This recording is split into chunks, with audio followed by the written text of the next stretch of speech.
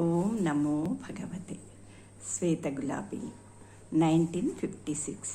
If you do not feel my presence, it must be that you received some bad thought, or that you have had some feeling of doubt or disbelief. It is enough to veil your consciousness and to prevent you from feeling my presence. Let nothing disturb your faith and confidence, and you know that I am always with you.